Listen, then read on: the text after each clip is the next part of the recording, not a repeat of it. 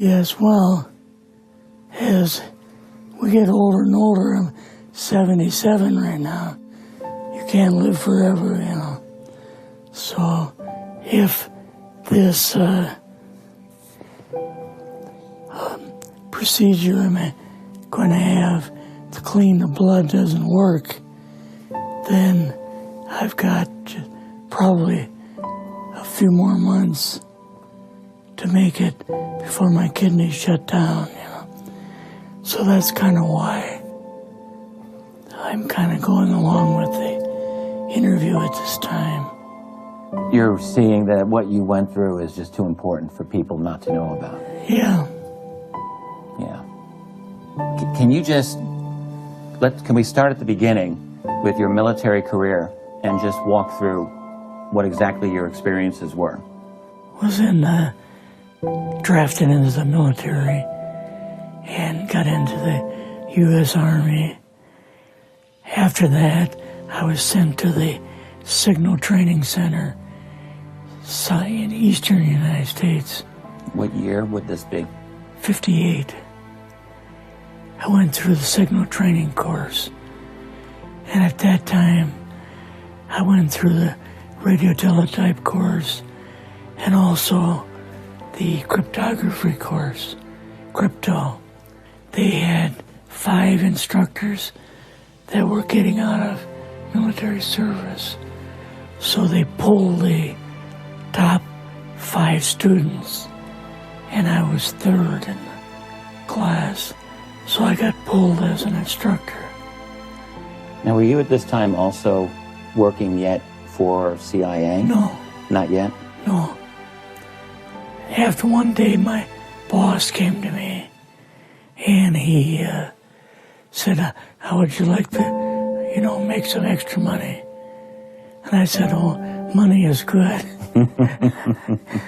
So he's explained to me that he could put it through, would have to get a top secret White House Q clearance for the job, you know. And I thought, boy, must be a pretty exclusive thing, you know. And I said, well, what is this? And he said that I'm director for the CIA for Eastern United States, you know. And I said, oh, I didn't know that. And he said, you weren't supposed to. After about 6 weeks, my security clearance came through, and I got my CIA card.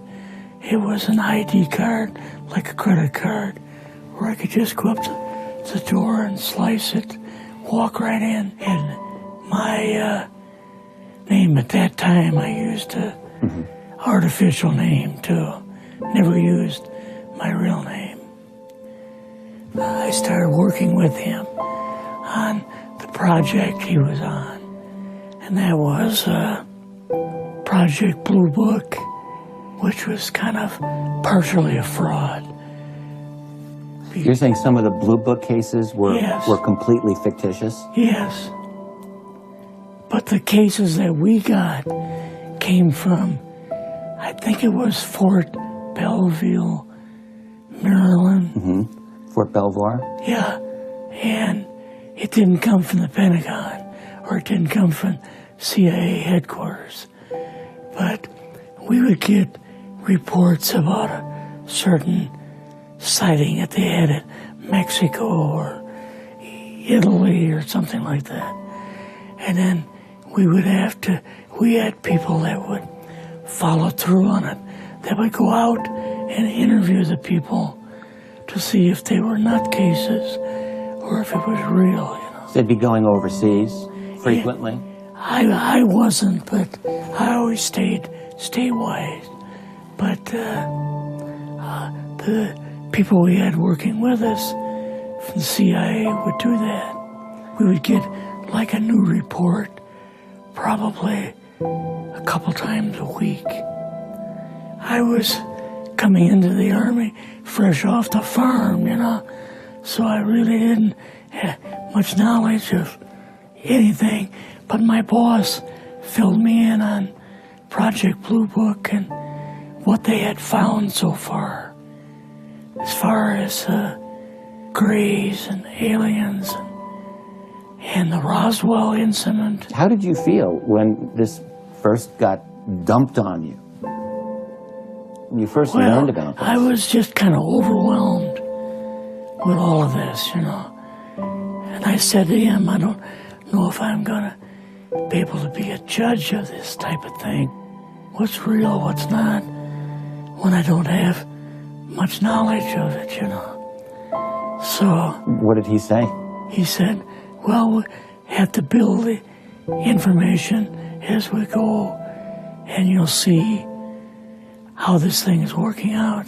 And then the other thing is, of course, you really weren't able to tell family or close friends, obviously. No, I couldn't tell anybody. In fact, I had to take a vow that I wouldn't tell anybody. A lot of it for 40 years, and more of it for 50 years, which is up in 2010. You're doing all this crypto work, you're looking at images, photographs, video. It's 1958, maybe the fall of 58. What happened after this? At that time, the Project Blue Book thing kind of went pot, you know. If you remember, back in those days, they kind of declared it as a nothing, you know. Mm-hmm. Right. And they were telling the world all UFOs are misidentifications, hoaxes, balloons, psychological issues, whatever. Yes. Yeah. So my boss came to me and he says, we've both got a new assignment. And he says, oh, I said, where are we going? Oh, he says, we're going to the Capitol. We're going to be part of the Eisenhower push. He's trying to find out something about, all about these aliens that MJ-12 was supposed to find out, but never sent back reports to him. The MJ-12, the UFO control group, were they calling it MJ-12 Yes. at that time? Yes. They called us in, went into the Oval Office, and President Eisenhower was there and Nixon, and they said, we called the people in from MJ-12 from Area 51 and S4, but they told us that the government had no jurisdiction over what they were doing. So being a general, past general, you didn't tell them to go to hell without any real good reason, you know. Mm-hmm. So he said, I want you and your boss to fly out there. I want you to give them a personal message. He says, I want you to tell them, whoever is in charge, tell them that to get in, they have this week, coming week, to get into Washington and to report to me.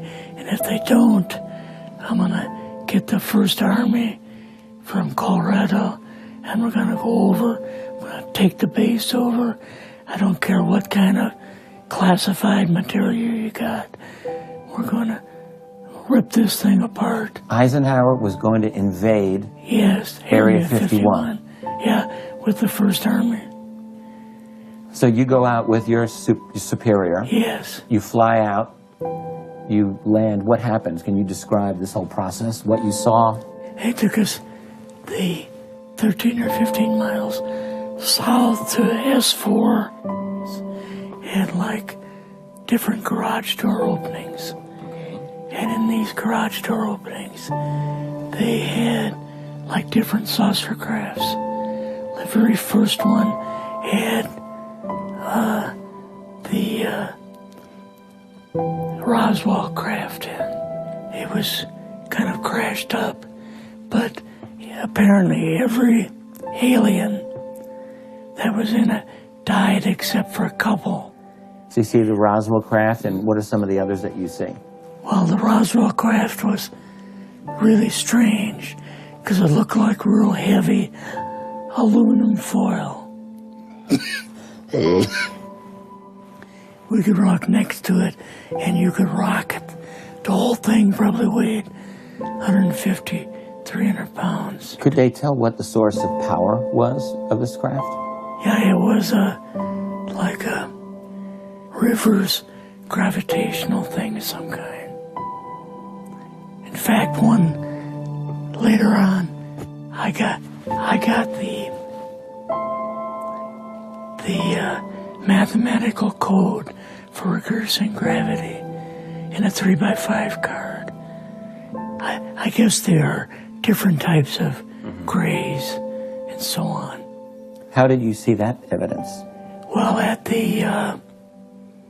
later on at S4, we viewed the autopsy film. And then the colonel said, what we've got in here is we're interviewing a gray alien.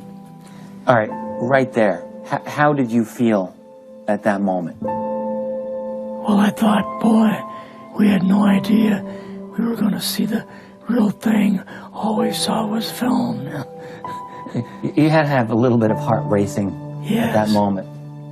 My boss was able to go in and had a partial interview with him. So what did this gray alien look like? Could you describe him a little bit? This one looked a little bit oriental. So I'm just wondering if it looked almost human, what about this didn't look human? No, it didn't look human as far as the skin tone and basically the shape of it and the size. How was its head size compared with a normal human, for example?